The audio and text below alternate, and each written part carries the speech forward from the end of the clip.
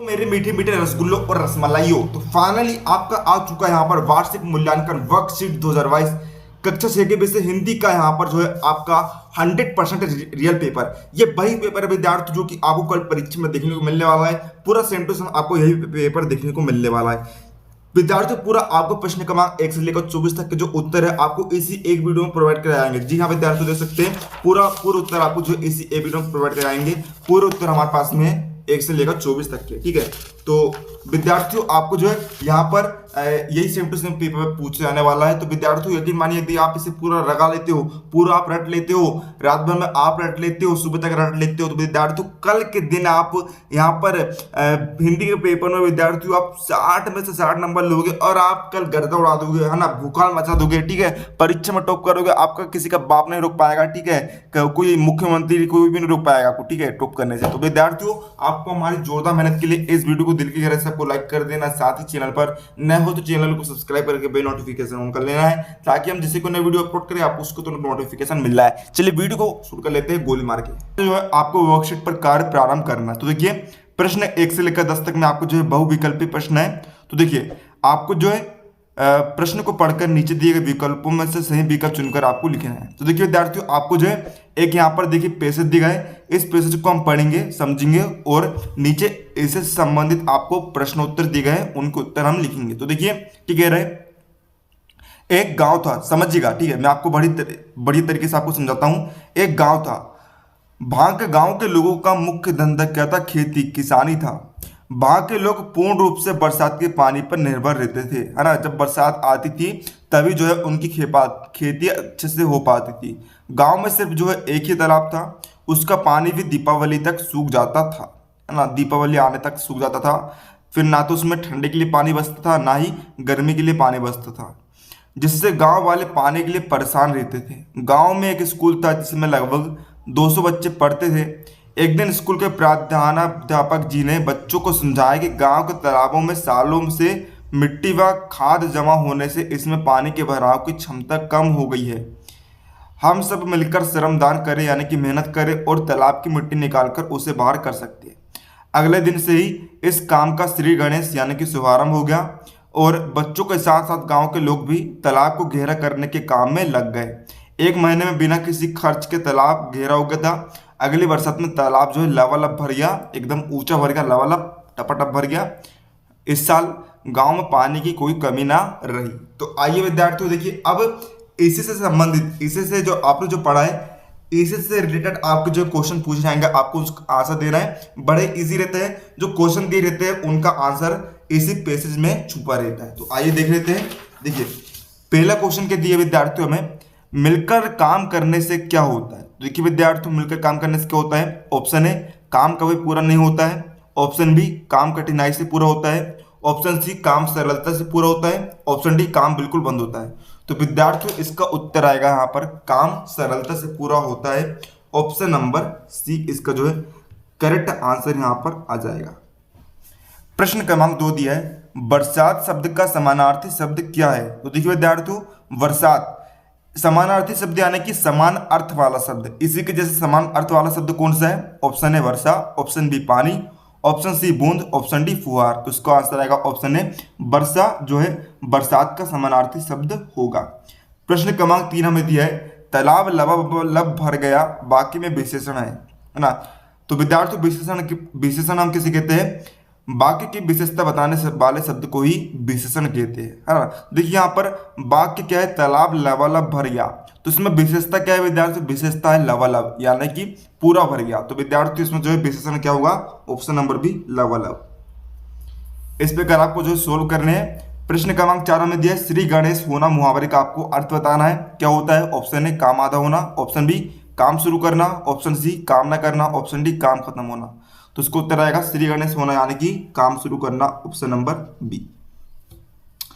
प्रश्न 5 हमें दिया विद्यार्थियों, श्रमदान शब्द में प्रत्यय शब्द क्या होगा। तो देखिए विद्यार्थियों प्रत्यय शब्द ऐसे शब्द होते हैं जो कि शब्दों के अंत में जुड़कर नए शब्द बनाए जाते हैं, मूल शब्दों के अंत में जुड़कर एक नए शब्द का निर्माण करते हैं। तो देखिए विद्यार्थियों इसमें प्रत्यय क्या होगा, दान। दान जो है आखिरी में लगा है, यानी कि यही इसका जो है प्रत्यय यहाँ पर हो जाएगा। तो विद्यार्थियों इस प्रकार जो है प्रश्न 5 तक के उत्तर हमने देख लिया है। चलिए बढ़ते विद्यार्थियों हम यहाँ पर अगले की तरफ। यहाँ पर देखिए इसमें फिर आपको देखिए क्या दी गया है, एक आपको सूचना दी गई है, इस सूचना को पढ़कर आपको जो है प्रश्न को उत्तर लिखना है। देखिए सूचना जो है ग्राम पंचायत भवन, ग्राम पंचायत समनापुर, तहसील पिपरिया, जिला होशंगाबाद की ओर से जारी की गई है। ठीक है, सूचना क्या है, नेत्र परीक्षण शिविर का आयोजन किया जा रहा है, उसके संबंध में जो है सूचना आयोजित की गई है। आप सभी को अत्यंत हर्ष के साथ सूचित किया जाता है कि 2 अक्टूबर गांधी जी की जयंती के अवसर पर ग्राम पंचायत भवन में निःशुल्क नेत्र परीक्षण शिविर का आयोजन किया जा रहा है। नेत्र परीक्षण जयप्रकाश नारायण अस्पताल भोपाल के डॉक्टरों के द्वारा किया जाएगा। नेत्र परीक्षण हेतु इच्छुक व्यक्ति 1 अक्टूबर 2020 तक ग्राम पंचायत सचिव के पास अपना पंजीयन करवा दे। अब समय दिए गए हैं, नेत्र परीक्षण शिविर 2 अक्टूबर 2020 गांधी जयंती, समय है प्रातः सुबह के 8 बजे से लेकर शाम के 5 बजे तक, और आयोजन स्थल क्या है, ग्राम पंचायत भवन, ग्राम पंचायत समनापुर। दिनांक है 25 सितंबर 2020, जिस दिन ये सूचना जारी हुई है।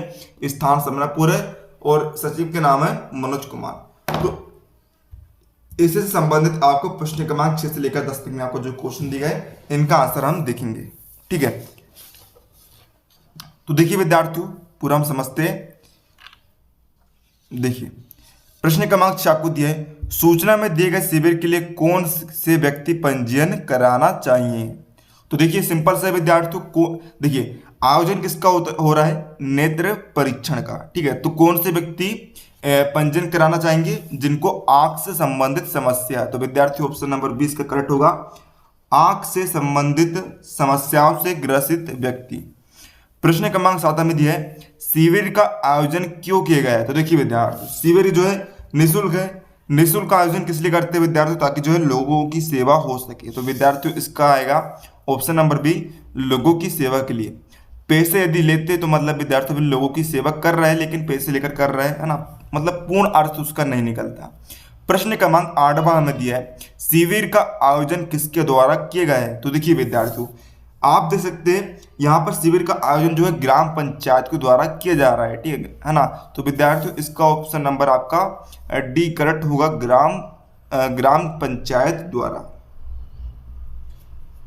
प्रश्न क्रमांक 9 है हमारा, नेत्र शिविर में आपकी भूमिका क्या हो सकती है। ऑप्शन ए जांचकर्ता की, ऑप्शन बी आयोजनकर्ता की, ऑप्शन सी पंजीयनकर्ता की, ऑप्शन डी स्वयंसेवक की। देखिए जांचकर्ता की आपकी भूमिका हो नहीं सकती, क्योंकि जो है ऑलरेडी वहां पर बड़े बड़े डॉक्टर नर्स आती है ना, वे जो है स्पेशलिस्ट होते हैं, तो आपकी इसकी भूमिका तो हो नहीं सकती। दूसरा है आयोजनकर्ता की, देखिए आयोजनकर्ता तो ऑलरेडी है वहां पर, जो पंचायत में जो है ऑलरेडी आयोजन किया है, मतलब आपकी इसके रूप में भी भूमिका नहीं हो सकती।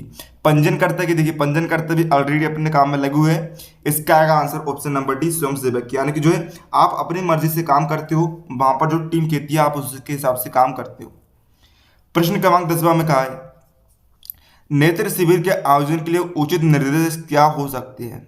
प्रश्न ऑप्शन है पंजीयन के लिए जल्दी न करें, ऑप्शन बी कृपया पंक्ति बनाइए, तीसरा अपना पहचान पत्र लेकर आइए, ऑप्शन डी पंजीयन कभी भी करा सकते हैं।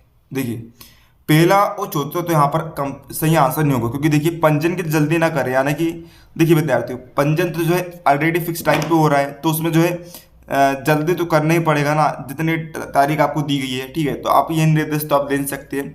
चौथा निर्देश भी आप नहीं दे सकते विद्यार्थियों की, पंजीयन जो है आप कभी भी करा सकते हो, क्योंकि जो है कुछ की जो है फिक्स डेट है, इतने समय से लेकर इतने समय तक जो है उसका पंजीयन आप कर सकते हैं। इसका आएगा ऑप्शन नंबर बी, दूसरा और तीसरा वाक्य आपका सही है। दूसरा वाक्य है कृपया पंक्ति बनाइए, और तीसरा है अपना पहचान पत्र लेकर आइए। तो विद्यार्थी प्रश्न क्रमांक 11 से लेकर 20 तक में जो है विद्यार्थियों आपके लघुत्तरीय प्रश्न है, और प्रत्येक प्रश्न आपका जो है 3 अंक का यहाँ पर रहने वाला है। तो आइए देखते हैं विद्यार्थियों, यहाँ पर निर्देश आपको दिए गए, नीचे दिए गए प्रश्न को उत्तर आपको लिखना है। तो विद्यार्थियों एक एक प्रश्न को आपको रट ले रहे हैं, यकीन माने विद्यार्थियों आपको इसके बाहर ना तो एक भी क्वेश्चन पढ़ने की आवश्यकता है, ना ही इसके बाहर आपका एक भी क्वेश्चन अलग से पूछा जाएगा। पूरा का पूरा सेम टू सेम विद्यार्थियों यही पेपर आपको परीक्षा में देखने को मिलने वाला है। प्रश्न 11 दिया है, तिरंगे के विषय में जानने के लिए आप कौन कौन से प्रश्न करना चाहेंगे, कोई 2 प्रश्न बनाकर लिखिए। तो इसको उत्तर आप लिखेंगे। प्रश्न 1, भारत के वर्तमान राष्ट्रीय ध्वज का डिजाइन किसने तैयार किया था। और प्रश्न 2, झंडे में चरखे की जगह चक्र कब अस्तित्व में आया था। प्रश्न 12 है, कटुक वचन मत बोल। पाठ के आधार पर निम्नलिखित शब्दों के अर्थ लिखते हुए उनका वाक्यों में प्रयोग कीजिए। तो पहला आपको दिया है इम्तिहान। तो देखिए इम्तिहान का अर्थ होता है परीक्षा। वाक्य में प्रयोग करेंगे, बच्चों के बोर्ड के इम्तिहान सिर पर है। दूसरा है होशियार। तो होशियार का अर्थ बुद्धिमान होता है। वाक्य में प्रयोग करेंगे, बालिक शारदा बड़ी अक्लमंद और होशियार थी। अब देखिए विद्यार्थियों, आपका प्रश्न क्रमांक 13 है, निम्नलिखित पंक्तियों में तपस्वी की कौन कौन सी विशेषताएं बताई गई है, लिखिए। छूने पाए मोह न तुमको, बनो तपस्वी लोहो हृदय, काल स्वयं डर जाए देखकर, ध्रुव से भी ध्रुवतर निश्चय। तो यहाँ पर इसका उत्तर आप लिखेंगे, पंक्तियों में तपस्वी की निम्न विशेषताएं बताई गई है। पहला, तपस्वी मोह और आलस्य से दूर रहता है। दूसरा, तपस्वी में लोहे के समान हृदय होता है। तीसरा, तपस्वियों से काल भी डर जाता है। चौथा, तपस्वी में दृढ़ संकल्प बहुत मजबूत होता है। अब विद्यार्थियों, यहाँ पर आपको देखिए एक निर्देश दिया गया है, निम्नलिखित गद्यांश को पढ़कर आपको प्रश्न को उत्तर लिखना है। यह आपको गद्यांश दिया गया है, इसे पढ़कर आपको नीचे इसी से संबंधित आपको जो प्रश्न दिए गए हैं उनके उत्तर आपको लिखना है। तो देखिए गद्यांश हम पढ़ते हैं, घर में रुपए भी नहीं होते मैं घबरा जाती हूँ, पड़ोस की औरतें ना तो और भी नाक में दम कर रखा है, जैसे उनके घरों में कोई ही नहीं होता, यहाँ आकर घंटों बैठे रहती है, कभी किसी की बुराई करती तो कभी किसी की, अमुक के पापा ऐसे है, उनके घर कार क्या आ गई कि वे सीधे मुंह बात नहीं करती, आपके विषय में भी तमाम बातें करती है, कई बार पूछ चुकी है कि क्यों इधर उधर के कामों में लगे रहते हैं, सुना किसी दिन गरीबों और अपाहिजों की बस्ती में भी गए थे, इतने बड़े पूजा पाठी होकर गंदी बस्ती में जाने में इन्हें जरा भी विचार नहीं। इस तरह सुनते सुनते मेरे कान पक गए थे, इसलिए आज मैंने आपको बहुत कुछ कह दिया, मुझे माफ़ करो। कहते हुए शीला मेरी पत्नी अपने हृदय सागर के निर्मल आंसुओं को रोक न सकी, तब तक मेरी मनः स्थिति भी सामान्य हो गई थी। अब इसी के अंतर्गत आपको जो है इसी से संबंधित आपको प्रश्न दिए गए। प्रश्न क्रमांक 14 है आपका। देखिए बड़ी तरीके से विद्यार्थियों मैं आपके लिए जो सारे उत्तर तैयार करके लाया हूँ ताकि आपको जो है कहीं भटकने की आवश्यकता ना पड़े। प्रश्न क्रमांक 14 है, गद्यांश में से कोई दो मुहावरे खोजकर उनका अर्थ लिखिए। तो देखिए पहला मुहावरा है नाक में दम करना, जो कि आपको यहाँ पर दिया गया है, ठीक है। तो देखिए इसका अर्थ होता है परेशान करना। दूसरा है सीधे मुंह बात न करना, जो कि आपको कहाँ पर दिया गया है, यहाँ पर है। तो इसका अर्थ होता है घमंड करना। प्रश्न 15 है आपका, गद्यांश में आए किन्हीं 8 संज्ञा शब्दों को छांट कर लिखिए। तो लिखेंगे घर, नाक, औरत, कान, कार, शीला, गरीब, अमुक। अब विद्यार्थियों प्रश्न क्रमांक 16 में दिया है, गद्यांश में आए विराम चिन्हों को खोजकर उनके नाम लिखिए। तो देखिए इस प्रकार आप जो चिन्ह यहाँ पर बनाएंगे कोष्टक में, ये जो चिन्ह है किसके चिन्ह है, पूर्ण विराम चिन्ह है, और यह अल्प विराम चिन्ह है, यह प्रश्नवाचक चिन्ह है, और यह संयोजक चिन्ह आपका कहलाएगा। अब देखिए विद्यार्थियों प्रश्न क्रमांक 17 में दिया है, मेरी पत्नी अपने हृदय सागर के निर्मल आंसुओं को रोक न सकी, तब तक मेरी मनः स्थिति भी सामान्य हो गई थी। इन पंक्तियों का अर्थ अपने शब्दों में लिखिए। तो यहाँ पर इसका उत्तर आप लिखेंगे, इन पंक्तियों में रचनाकार उनकी पत्नी के बारे में बताते हुए कहते हैं कि मेरी पत्नी इस घटना पर रोने लग गई और तब तक रचनाकार की मानसिक स्थिति भी सामान्य हो गई। अब प्रश्न क्रमांक 18 आपको दिया है, निम्नलिखित शब्दों को जोड़कर नवीन शब्द बनाइए। पहला है देह धन अवसान, तो उसका आएगा देहावसान। विवाह धन उपरांत, इसका आएगा विवाह उपरांत। तीसरा है अल्प धन आयु, इसका आएगा अल्पायु। मत धन अवलंबी, इसका आएगा मतावलंबी। अब प्रश्न क्रमांक 19 आपको दिया है, रहीम ने उत्तम प्रकृति और कुसंगति की बात किस दोहे में कही है, लिखिए। तो उसको उत्तर आप लिखेंगे, जो रहीम उत्तम प्रकृति का करी सकत कुसंग, चंदन विष व्याप्त नहीं लपटे रहत भुजंग। रहीम कहते हैं कि जो व्यक्ति अच्छे स्वभाव का होता है उसे बुरी संगतें भी बिगाड़ नहीं पाती, जैसे जहरीले सांप चंदन के वृक्ष से लिपटे रहने पर भी उस पर कोई जहरीला प्रभाव नहीं डाल पाते। प्रश्न 20 है, बसंत ऋतु के मोहक स्वरूप को प्राप्त करने के लिए आप क्या क्या उपाय करेंगे? इसको उत्तर लिखेंगे।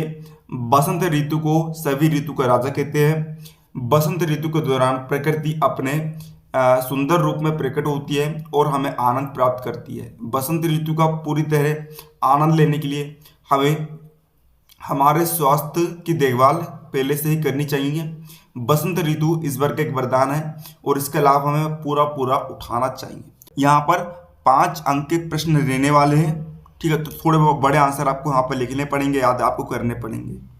इतना स्ट्रगल आपको करना पड़ेगा। स्ट्रगल भी जिंदगी में बहुत ही ज़्यादा जरूरी होता है।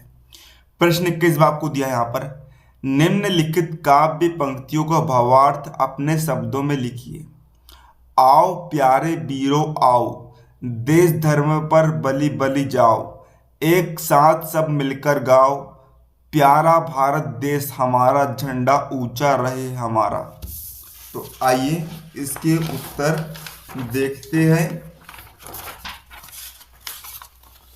तो यहां पर आप लिखेंगे, कवि इन पंक्तियों में वीर पुरुषों का आह्वान करते हुए कहते हैं कि हे वीरों आओ और हमारे देशभक्ति देश प्रेम के धर्म पर बलिदान हो जाओ।